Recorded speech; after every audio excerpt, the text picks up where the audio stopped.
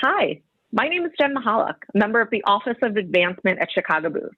Like all of the latest internet trends, the My Elf Challenge, Chicago Booth had Bean on the Dean. Welcome to the Chicago Booth edition of 20-ish questions with Dean Rajan. Oh, it looks like Madhav's joining our Zoom call. Hi, Madhav. Jen. How are you? I'm doing well, thank you. Great. Are you ready to answer a few questions today? I'm nervous, but I think I'm ready. All right. Well, you're in the hot seat. So let's start off with an easy one. Okay. Android or iPhone? Oh, my wife works for Google, so I'm not allowed to have iPhones in the house. But of course, that's what my daughter has deliberately. Well, we won't judge you for appearing as that green bubble in our text messages. Walk us through a day in the life of the dean. What does your day look like when you wake up? What do you kind of do hour by hour? So most times, as you know, I'm on the road. When I'm in Chicago, I tend to split time. Sometimes I go to Harper, sometimes I go to Gleacher.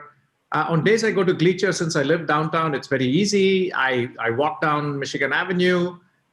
There's a Pete's Coffee right across from Gleacher, which is a huge asset. So I get my coffee, go to Gleacher. I'm usually doing meetings all day.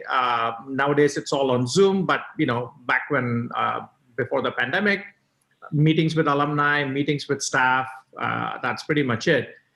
Days that I go to Harper, I don't own a car, so I usually take a cab or Uber down to Harper. End up going to Plein Air to get some refreshment.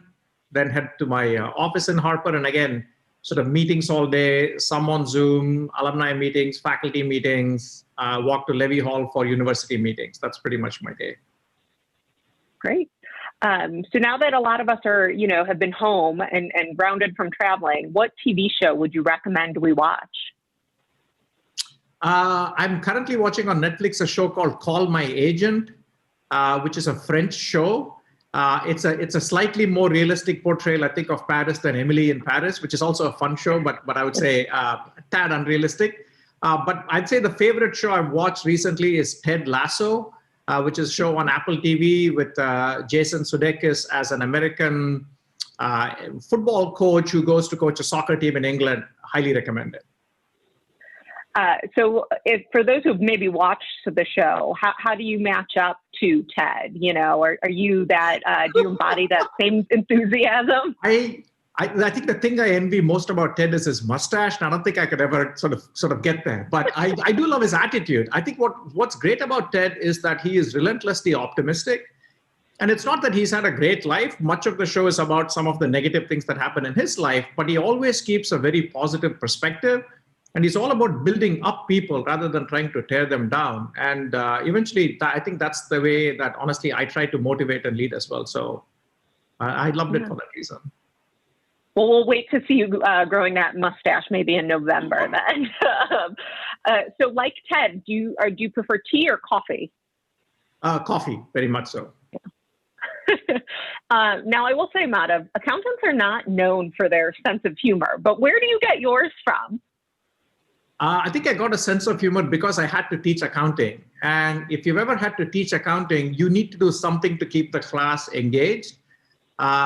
So back when I was in my prior job at Stanford, I actually went to one of these people who helps faculty how to teach better, right?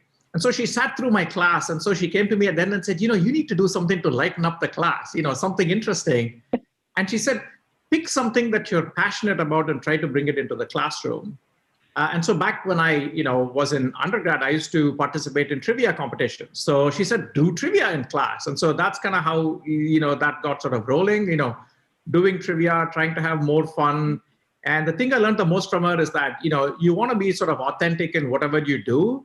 Try to, do roles where you find them interesting, where you actually enjoy them, and bring that into everything you do, whether it's being a faculty member or a dean or anything else. And so that was kind of the start of that. Yeah. Now, you are an avid puzzler, for those that don't know. So have you taken up any new hobbies or tried any new puzzles during the pandemic? Yeah, so I've been doing the New York Times crossword puzzle, I think ever since I took this job, because I was flying so much. It was like my hobby on the plane. And so I've kept doing that. I have like a pretty big streak going on the puzzle. the crossword puzzle. The new game I picked up is one called Spelling Bee, which is you get these 7 letters and you have to come up with as many words as you can of 4 letters or more. And that's become an obsession. So one positive or negative, depending on how you look at it, is that it drops at 3 in the morning Eastern time. So 2 Chicago. So on days I can't sleep very well, I start doing it sometimes at 2 in the morning, 2:30 in the morning. I've become reasonably good at it, and I have, I think at this point, a 6-page write-up on how best to answer the puzzle, which I'm happy to share with our alumni if they would like. So if you were a current Booth student, what class would you take, and how many points would you bid? It's a great question. I know that there are amazing faculty whose classes are actually going for 0 points these days. I won't name any names, so this is a bargain. I would say you are incredibly fortunate to be a Booth student. You can take a class with someone like a Kevin Murphy, who is just an absolute legend. He obviously has a joint appointment with the economics department and with Booth. I would try to take a class with Kevin. I mean, Kevin has taught classes on microeconomics, on sports management, a whole bunch of other things. I would try to just to get a sense for how an incredible genius like that actually thinks and tries to teach economics without using math. It's actually an art. Yeah. I think the students are going to say you're driving up the prices for next quarter's bidding. Sure.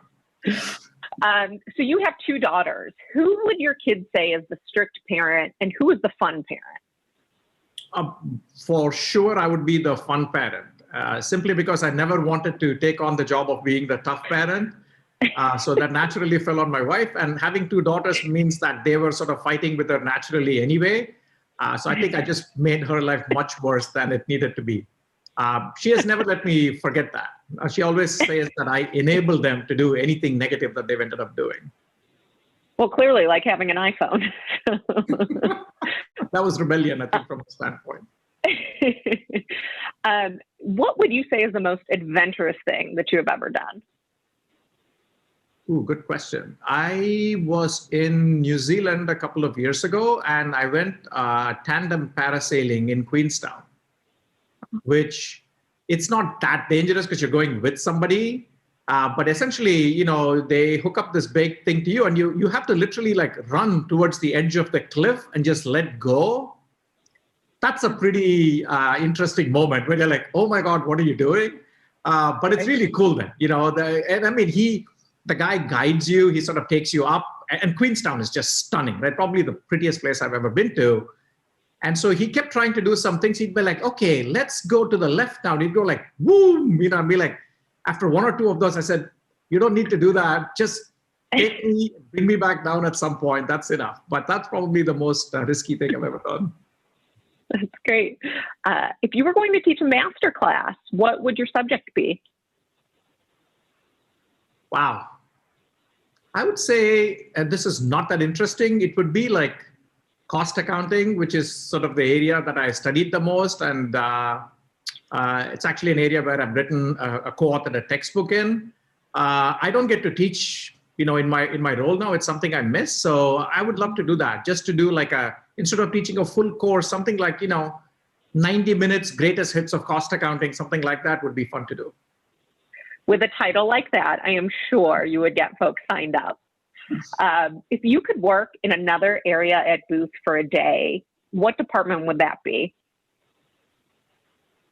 I think the most interesting area would be the admissions group.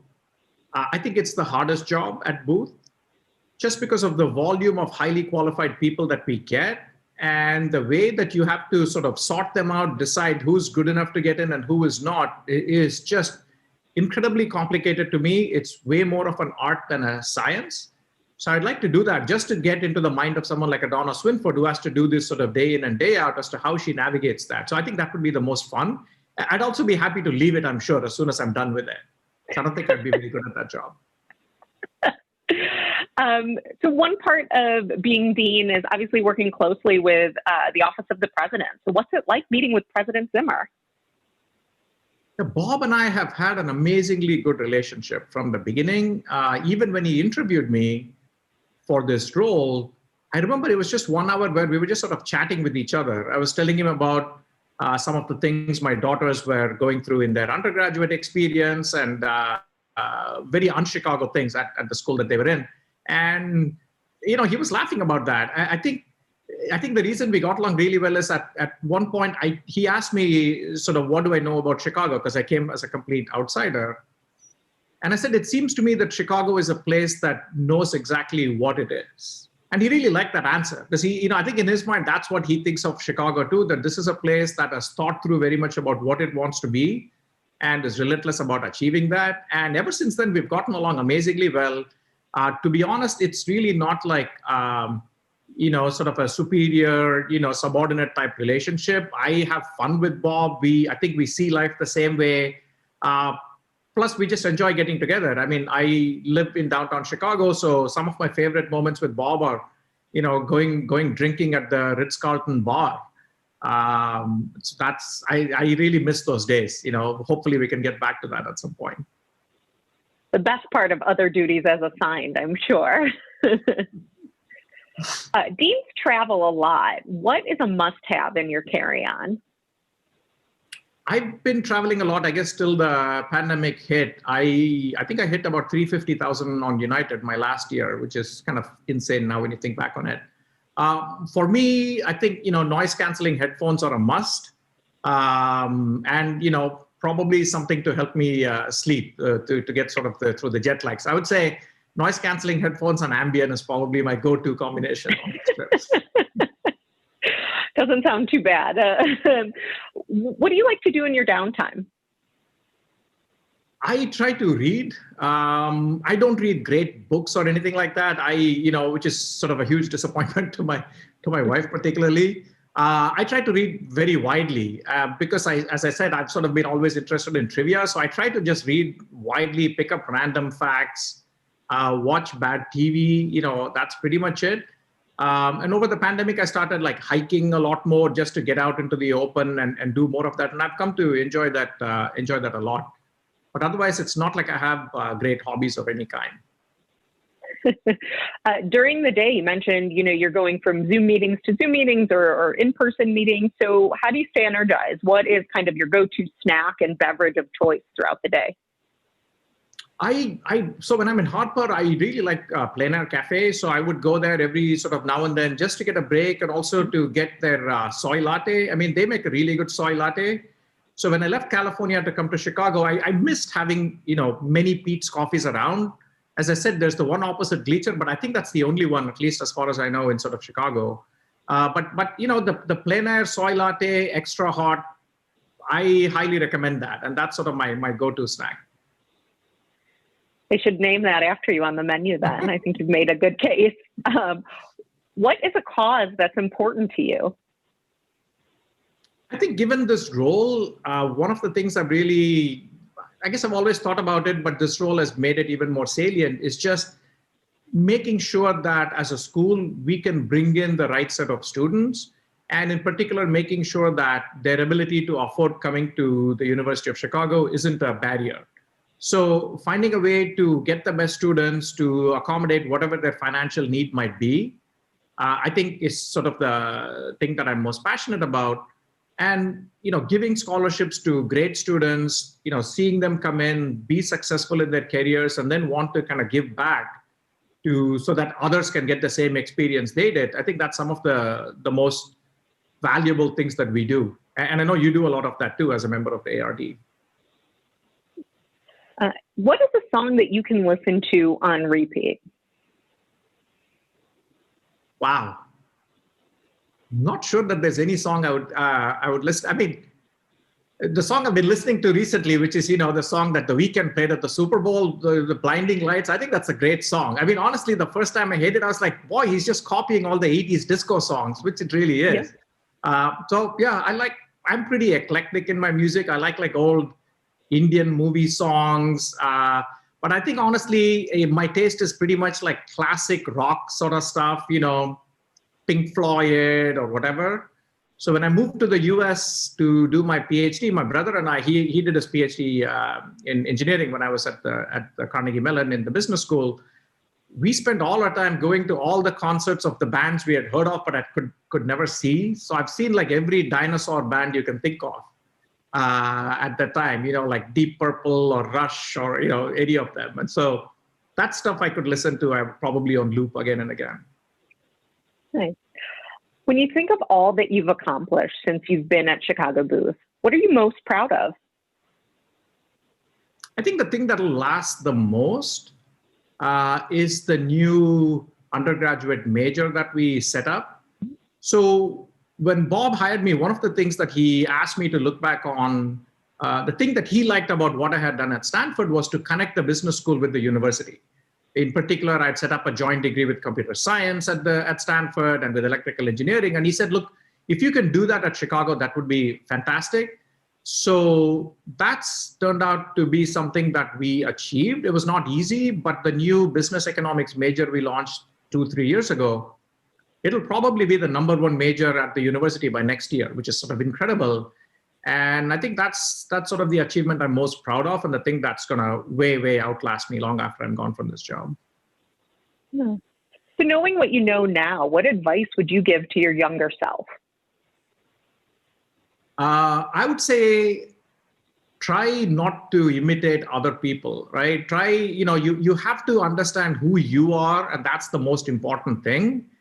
And never let that go. Never try to sort of hide that, cover that up because you think like that's, not something that will resonate with people. Being authentic, understanding yourself and bringing that into everything you do is the most important thing. And I should have done that much, much earlier than I started doing. So can you name one similarity between you and another famous dean, Dean Martin? I would guess probably that we both like drinking martinis. I'm not sure that we have that much in common. Beyond that, certainly my singing voice is horrendous, as I'm constantly told at home. So probably it would be the love of alcohol, probably the love of Las Vegas. I think those would be the two most similar things. I'd like to think that Dean Martin might enjoy your love of Ambien on long flights too. What is a piece of, booth swag that you carry around a lot? I see you're wearing your booth jacket, but is there anything else you like to kind of use on a daily basis?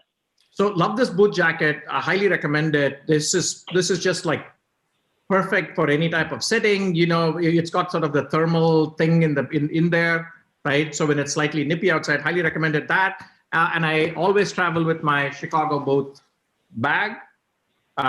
Great bag, tons of different pockets to keep a bunch of stuff. Yeah, no, I think that's great. I have two last questions for you. What's one way our alumni can pay it forward? Our alumni do an incredible amount, right? I think that we literally couldn't do even half the things we do without their help. And alumni obviously do a lot in terms of philanthropy and giving financially to the school.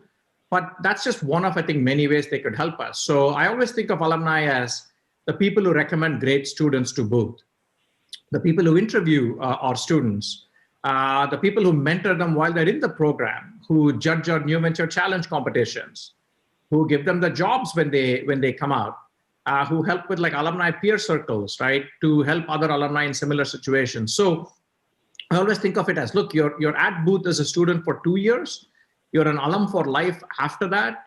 And so what I really, would urge our alumni to think about is how can you continue to be a part of this ecosystem of this community and be a valuable part of it. And from our standpoint, right, our goal is not to always sort of take from you. We're always trying to think about how can we give back to you, whether it's educational programs, webinars, things like that. And, hopefully you'll see more and more of that over time. Great. Last question from me. What's one last thing you want our 55,000 plus alumni to know about you? I think the thing I would like them to know is that I really enjoy this role. These jobs are crazy jobs. I mean, the set of different stakeholders you have, if I think about this role, right, I always think of it as sort of 5 different stakeholders. You have students, alumni, you have staff, you have faculty, you have the university. Each of them wants something completely different from you.